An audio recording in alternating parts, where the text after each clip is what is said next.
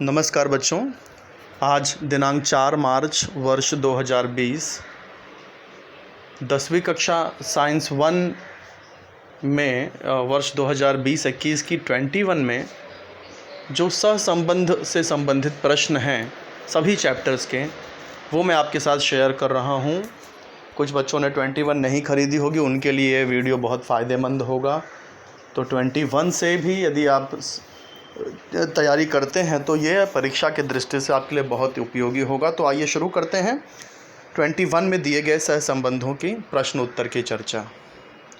प्रकरण 2 में दिया गया है, डोबे रायनर ने त्रिक का नियम बनाया था तो न्यूलैंड ने अष्टक का नियम बनाया था। मेंडलीफ की आवर्त सारणी परमाणु द्रव्यमान पर आधारित है, तो इसी प्रकार आधुनिक आवर्त सारणी ये परमाणु क्रमांक पर आधारित होगी, तो यहाँ परमाणु क्रमांक आ जाएगा। समूह ए के तत्व को क्षारकीय धातु कहते हैं, तो हैलोजन कौन से समूह में आएगा? हैलोजन ये 17वें समूह का में आएगा ये। तो आयोडीन जो है वो ठोस अवस्था में होता है, ब्रोमीन द्रव अवस्था में होता है, क्लोरीन का इलेक्ट्रॉनिक संरूपण 287 है, ऐसे ही फ्लोरीन का 2,7 आ जाएगा। 36 पंक्तियों को आवर्त कहते हैं। तो समूह किसे कहेंगे? ऊर्ध्वाधर जो स्तंभ है, ऊर्ध्वाधर स्तंभ को कहेंगे समूह। बेरिलियम ऑक्साइड का अणुसूत्र BeO होता है, इसी प्रकार बेरिलियम क्लोराइड का जो अणुसूत्र है वो होगा BeCl2। ये सारे नीचे उत्तर भी दिए गए हैं, आप इनकी भी सहायता ले सकते हैं और आप ये याद कर सकते हैं उत्तर इसके। फिर प्रकरण 3 में देखिए, यहाँ पर दो पदार्थों में रासायनिक क्रिया हो रही है और एक ही उत्पाद का निर्माण हो रहा है, इसे संयोग अभिक्रिया कहते हैं। जबकि नीचे ठीक उल्टा है, यहाँ अभिकारी पदार्थ एक है और ये विघटित होकर के दो उत्पाद बन रहे हैं, तो इसे अपघटन अभिक्रिया कहते हैं। तो यहाँ उत्तर में अपघटन अभिक्रिया आ जाएगी। वहाँ वैसे ही देखें, यहाँ पर भी दो पदार्थ मिल करके एक ही उत्पादन का निर्माण हो रहा है, तो ये संयोग अभिक्रिया है।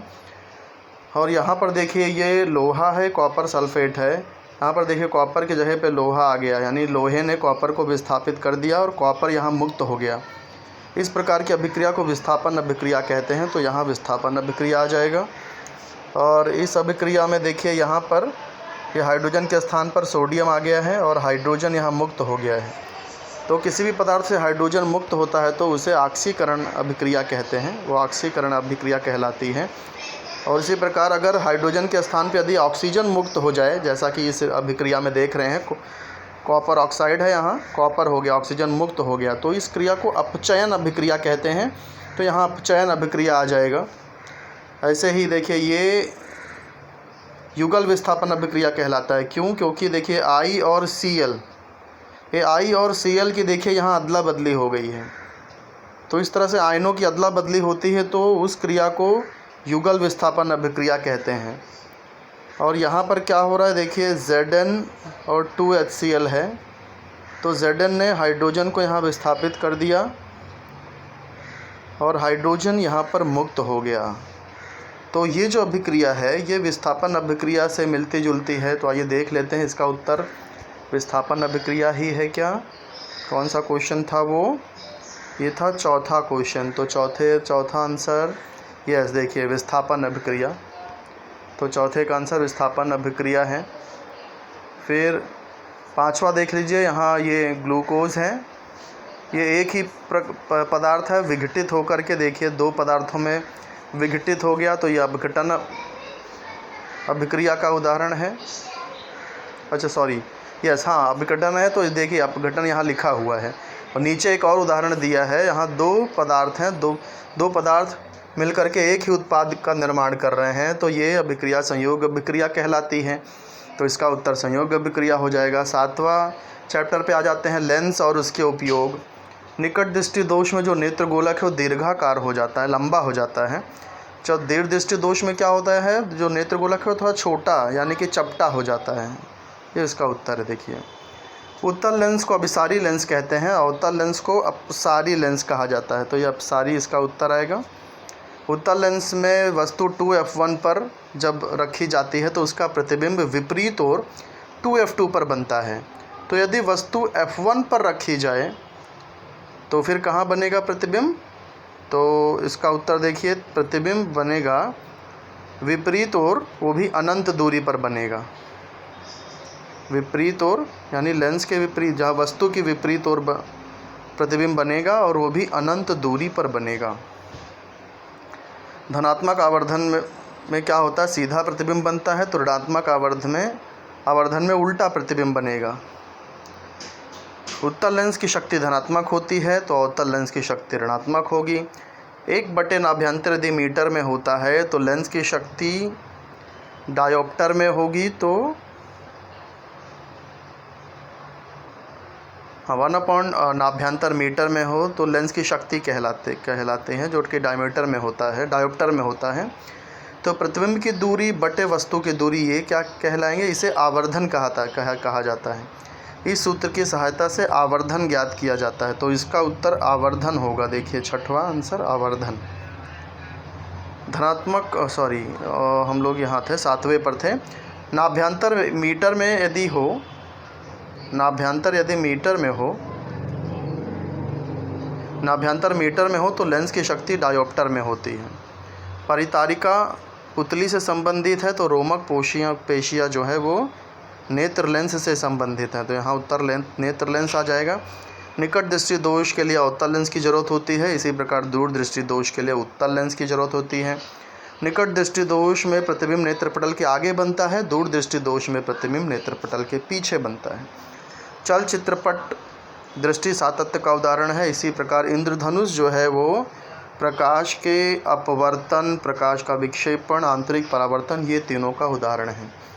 तो बढ़ते हैं 8वें चैप्टर धातु विज्ञान की तरफ। पीतल ये तांबा और जस्ता का मिश्रण है, तो ब्रांज यानी कि जो कांसा है वो किसका मिश्रण होगा, तो आंसर में देख लीजिए तांबा और टीन, इसका मिश्रण होगा। दूसरा क्वेश्चन है टीन की परत चढ़ाना, टीन की परत चढ़ाना, यहाँ टिन दिया गया है, तो गैल्वनाइजिंग का मतलब क्या होता है, तो गैल्वनाइजिंग यानी जस्ते की परत चढ़ाना हो गया। तीसरा प्रेशर कुकर, ये एल्युमिनियम का होता है, इसलिए एनोडीकरण किया जाता है। तो चांदी विलेपित चम्मच, ये क्या है, चांदी विलेपित चम्मच ये विद्युत विलेपन का उदाहरण है। चौथा क्वेश्चन पूछा गया है सल्फाइड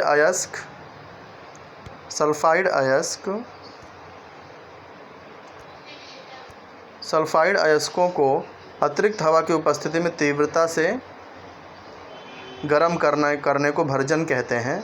तो ऐसे ही कार्बोनेट अयस्क को सीमित संपूर्ति को हवा में ही जब गर्म करते हैं कार्बोनेट अयस्क को, तो उसको क्या कहेंगे, कैल्शीकरण कहा जाता है वो। चौथे का आंसर देखिए कैल्शीकरण होगा।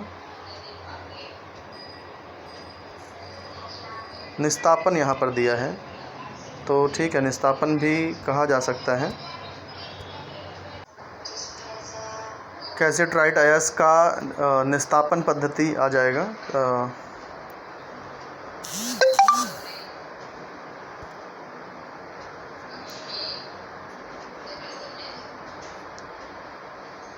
ये चौथे का आंसर था ये कार्बोनेट अयस्क